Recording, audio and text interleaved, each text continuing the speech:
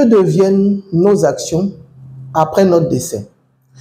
Bonjour à tous et à toutes.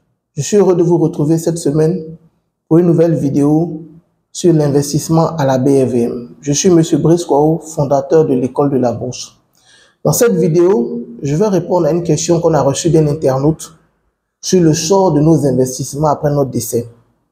Il est vrai que nous faisons l'investissement en bourse pour financer nos projets, financer nos dépenses, résoudre les besoins du quotidien, mais il est bon de s'interroger sur la disponibilité de ces investissements pour nos ayants droit si nous ne sommes plus de ce monde. Comment nous organiser pour que effectivement ils aient accès à ces investissements? Jusqu'à quel point nous pouvons jouir de ces actions? Ce seront entre autres les questions auxquelles nous tenterons de répondre dans cette vidéo. Installez-vous et nous démarrons.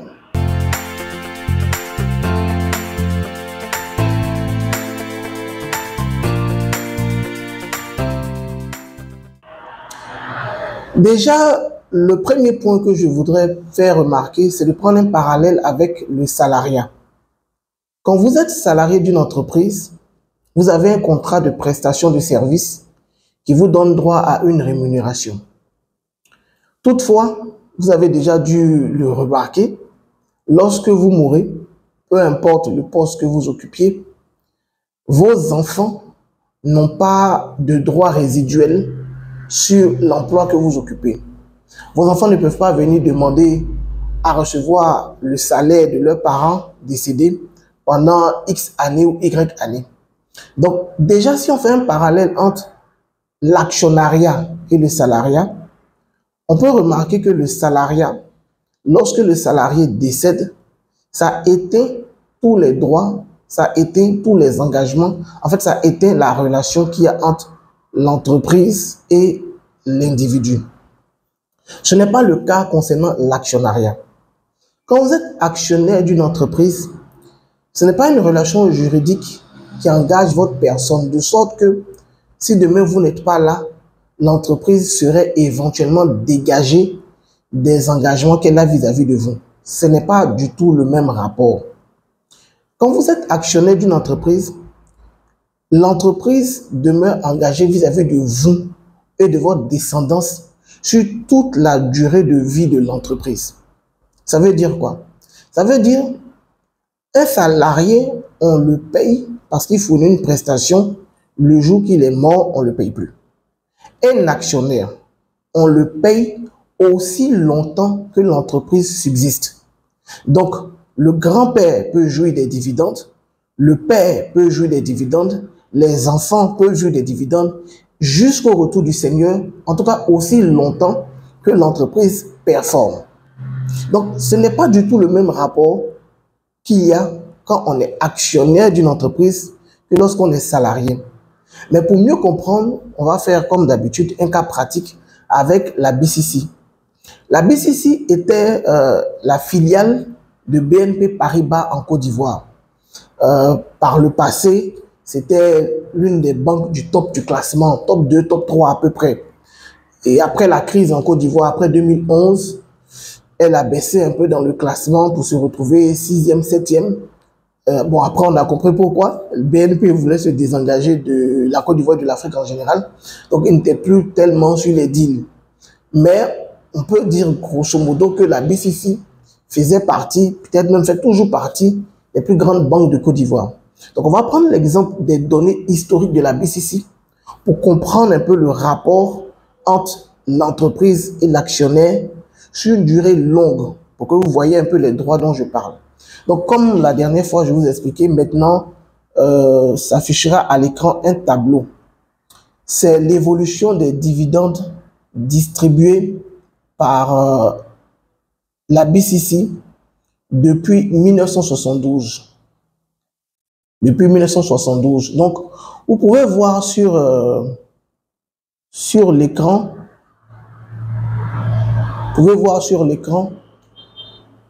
que les premiers dividendes distribués par la BCC remontent au 28 février 1972. 28 février 1972, c'est disons il y a 50 ans. Après, ils ont payé des dividendes en 73, en 74, en 75, et ainsi de suite. Comme vous pouvez le voir hein, défiler maintenant, 98, 2000, jusqu'en 2015, pour ce qui est de ce tableau-là. Et au moment où on fait cette vidéo, en 2024, la BCC a payé des dividendes l'année passée, en 2023. Donc, si on prend 2023 comme point de repère et 1972 comme point de début, on peut dire que la BCC a payé pendant presque 50 ans. C'est vrai, vous pouvez voir le tableau, il y a quelques années de creux, mais pendant presque 50 ans, la BCC a reversé les dividendes aux actionnaires.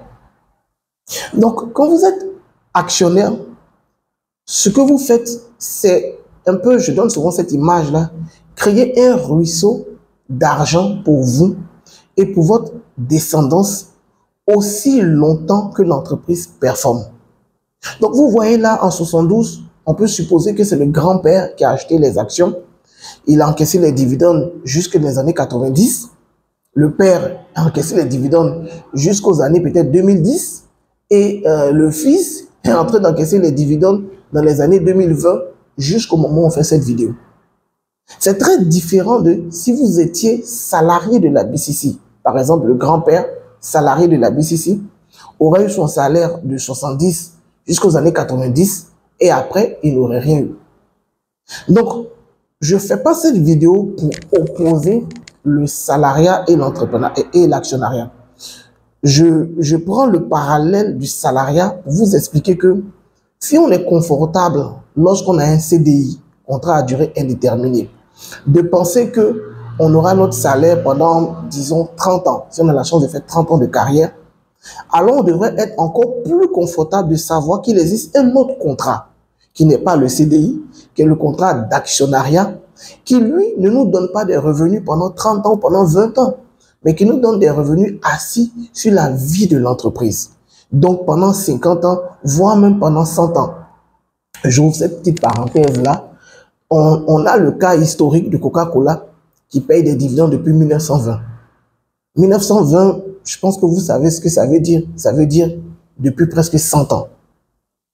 Et vous pourrez retrouver sur Google les détails. On a des sites qui reprennent les détails depuis 63, depuis 72. Chaque site essaie de documenter en repartant dans le passé. Mais même quand on prend 63 à aujourd'hui, ça fait 60 ans de paiement de dividendes. Donc, je veux que vous compreniez bien ça. 60 ans à recevoir de l'argent sans travailler, juste parce que vous avez choisi une posture qui est la posture de l'actionnaire. Donc ça, déjà, pour répondre à la question principale de cette vidéo, que deviennent vos actions après votre décès? La réponse, elle reste dans le patrimoine de votre famille et vous recevez des rémunérations qu'on appelle les dividendes aussi longtemps que l'entreprise performe. Donc ça peut être sur 50 ans, sur 60 ans, même sur 100 ans, il n'y a aucun problème dessus. Deuxième question qu'on pourrait se poser, c'est comment on peut s'organiser pour que justement nos enfants puissent jouir de ces actions-là. Parce que oui, il y a une organisation à mettre en place pour ça. Et donc, on va repartir vers les pièces jointes pour travailler sur un document qui nous vient de la BCAO et qui explique un problème sur lequel je voudrais attirer votre attention, la notion de compte dormant. Donc, les comptes dormants, ce sont des comptes qui, sur une certaine période, n'ont pas fait l'objet de mouvements. Donc, ces comptes-là, il y en a plusieurs. Hein. Ce n'est pas uniquement les comptes titres. On a les comptes bancaires aussi qui entrent en ligne de compte. Donc, je vais vous énumérer quelques cas. Donc, compte dormant, tout compte détenu dans les livres d'un organisme financier qui n'a fait l'objet d'aucune intervention depuis au moins 10 ans de la part de son titulaire ou de ses ayants droit. Donc déjà, ça vous pose le problème au niveau de l'antériorité. Donc on dit depuis au moins 10 ans. Et au niveau de la nature, donc un compte à vue, un compte d'épargne, un compte titre, le compte pour les actions, un compte de dépôt à terme ou tout autre compte dans lesquels sont individualisés des avoirs détenus par les organismes financiers pour le compte de leurs clients. En gros, tous les comptes financiers. Donc, quel est le problème que je vais vous montrer ici? En Afrique, on a une culture du secret que moi je trouve très discutable. On fait des investissements et on n'en parle pas à nos ayants droit, on n'en parle pas à nos femmes, on n'en parle pas à nos maris. Dans le capitalisme, c'est très dangereux de fonctionner comme ça. Parce que si vous mourrez, il y a un délai pendant lequel les organismes financiers observent le compte, font des communications dans les journaux et ce compte est classé compte dormant. Donc on essaye de faire des communications pour que les ayants droit se signalent pour avoir accès à justement leurs avoirs. Mais après 10 ans, quand il n'y a pas eu de signalement, les banques et autres établissements concernés par ça transfèrent ces avoirs-là vers les structures publiques. Je crois qu'en Côte d'Ivoire, c'est la caisse de dépôt et de consignation. Donc, vos avoirs vont être transférés auprès d'une structure publique si au bout d'une certaine période, vos ayants droit ne se sont pas manifestés. Cette structure publique, suivant le même texte, a aussi 20 ans de jouissance de ces avoirs-là. Et après ces 20 ans, ces actifs, donc que ce soit les actions, les obligations, les montants de compte bancaire, passent patrimoine public, deviennent un bien public. J'attire donc votre attention. Ce que nous faisons est sérieux et nos enfants, nos petits-enfants, nos arrière-petits-enfants peuvent en jouir à la condition qu'ils aient l'information. S'ils n'ont pas l'information, après un certain délai, les comptes en question sont transférés vers les structures publiques. Donc, je ne dirais pas que je vous implore, mais partagez l'information de vos investissements avec vos conjoints, avec vos enfants. N'agissez pas dans la culture du secret africain que je n'apprécie pas particulièrement pour dire oui, moi je n'aime pas les choses comme ça, ma femme, mon mari, ils ne comprennent rien. Et puis, malheureusement, vous pouvez décider. Et après, vu qu'ils ne savent pas, donc les années passent, et un jour c'est au hasard, en fouillant vos affaires, qu'on trouve un relevé de compte titre. Et quand on va, on dit non, ça a été déjà transféré à la CDC, ça a été déjà transféré à la BCAO. Imaginez-vous vos enfants souffrir, votre conjoint souffrir, alors que vous avez des investissements en bourse qui produisent chaque année des dividendes auxquels ils n'ont pas accès. Donc, deuxième partie de cette vidéo, prendre conscience que si nous voulons jouir, si on veut que nos enfants et nos arrière-petits-enfants puissent jouir de nos investissements, il faut aussi qu'on puisse partager l'information. Maintenant, chacun connaît son conjoint, chacun connaît ses enfants. Mais il faut quand même donner l'information pour qu'ils puissent s'organiser. Il y a forcément quelqu'un qui est mature parmi eux pour contrôler ces investissements-là et que tout le monde puisse en bénéficier. Donc, voici un peu ce que je voulais vous expliquer cette semaine. J'espère que vous avez apprécié. Si vous avez d'autres sujets sur l'éducation financière ou l'investissement en bourse, vous pouvez nous les partager à travers la messagerie ou à travers les commentaires de cette vidéo. Et si vous voulez aller plus loin dans votre éducation financière, nous organisons des formations et des accompagnements. Les formations concernent les novices. Donc, vous apprendrez qu'est-ce que la bourse, comment investir, comment créer un portefeuille. On vous accompagne pendant plusieurs mois avec le soutien de SGI, de SGO. On mettra tous les détails en commentaire. Et aussi le soutien du programme d'éducation financière du ministère de l'Éducation nationale de Côte d'Ivoire. Donc, on mettra tous ces détails-là en commentaire.